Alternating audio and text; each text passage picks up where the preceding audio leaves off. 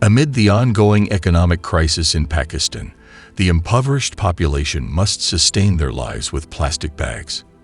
Residents in the Karak district of northwest Pakistan store natural gas in plastic bags resembling balloons, then use this natural gas in their homes for cooking.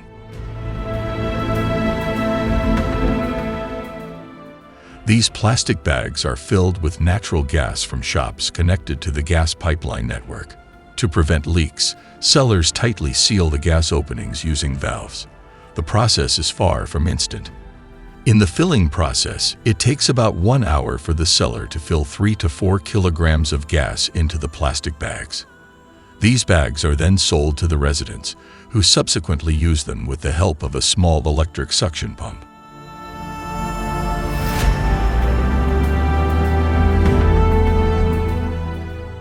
Ironically, Pakistan is inherently a gas-rich country. However, this irony is not edible. The abundance of natural resources seems to be merely a fairy tale for its inhabitants. The lack of adequate gas infrastructure makes people gamble with their own lives. Many electric suction pumps become mandatory equipment. These devices are tasked with squeezing the gas balloon contents onto their stoves, as if squeezing out hope amidst limitations. Risk. Of course there is.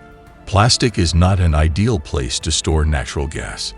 The threat of leaks, explosions, and fires lurk with every flame from the stove. Like playing with fire, a little negligence can have fatal consequences. The make-do quality of gas can also have adverse effects on health. The smoke produced by burning this gas may carry invisible toxins. But what else can be done? The scarcity of gas cylinders and soaring prices make plastic gas balloons a bitter choice. Admittedly, there have been no reports of accidents so far, but they are well aware that a single miscalculation could result in a shocking explosion, becoming a disaster that snatches lives and crushes hopes. For the sake of a meal that can be cooked, the residents of Karachi are willing to take risks. Their choices are bitter, but the survival cannot be negotiated.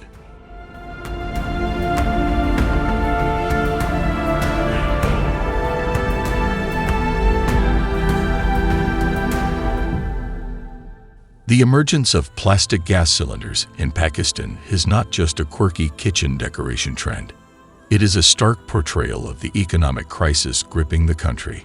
Sporadic power outages, skyrocketing inflation, and a continually weakening currency are suffocating the lives of Pakistan's citizens. The root of the problem is complex. Poor economic management, corruption, and excessive spending on defense sectors are like parasites gnawing at the nation's finances, not to mention the devastating flash floods of 2022 that added to the misery. Millions lost their homes, infrastructure was destroyed, and access to clean water was cut off. The suffering doesn't stop there. Poor flood management and sanitation trigger outbreaks of malnutrition, especially among children.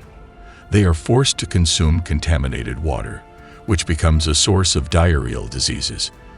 This diarrhea then inhibits the absorption of vital nutrients, exacerbating malnutrition and making them more vulnerable to other diseases. A vicious cycle is created.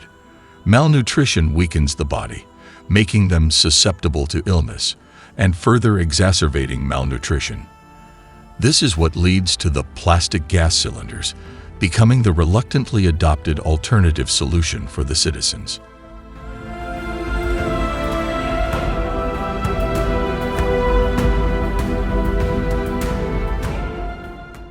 Imagine the prices of basic necessities skyrocket to the highest level in the past 50 years. This is what Pakistan is facing. There, inflation is no longer a specter, but a bitter reality. January 2023 became a dark month for Pakistan. Retail inflation soared to 27.6%, the highest recorded in the past 50 years. That figure is no joke. It means that the purchasing power of the Pakistani people has been eroded by nearly a third compared to 50 years ago. What's worse, this inflation knows no territorial boundaries.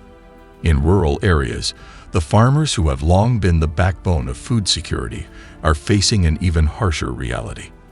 The prices of basic necessities there have skyrocketed by 45.2%.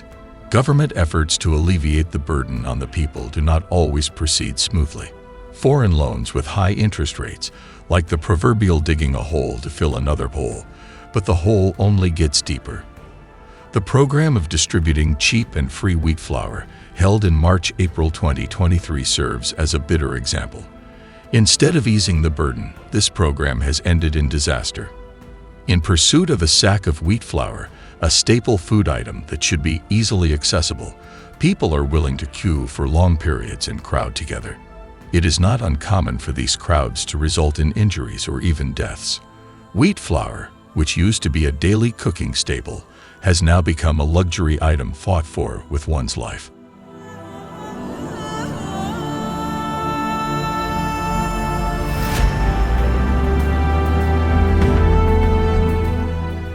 The crisis in Pakistan is not just about cold and rigid inflation figures. It is about the struggle for the lives of millions of people.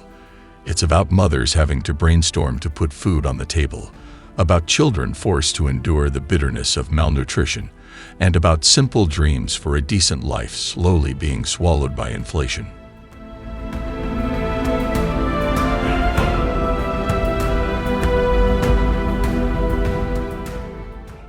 Pakistan's debt has piled up to $126.3 billion as of December 2022.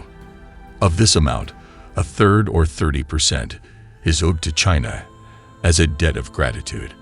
Initially, China generously helped build infrastructure in Pakistan, hoping that the country would prosper and benefit both parties. However, hope remains just hope. Pakistan instead finds itself trapped in a cycle of borrow, pay, ask for extension. They not only continue to borrow, but also request extensions for overdue debt payments. China, initially generous, is starting to shake its head. The projects they funded are stalled and remain unfinished, not to mention the security issues threatening Chinese citizens in Pakistan. It's understandable if China begins to hesitate to continue pouring its funds. To date, only a handful of China-Pakistan cooperation projects have been completed. The rest, either stalled or completely halted. Nevertheless, Pakistan remains one of the countries that receive the most loans from China. The question is, can Pakistan break free from this debt trap?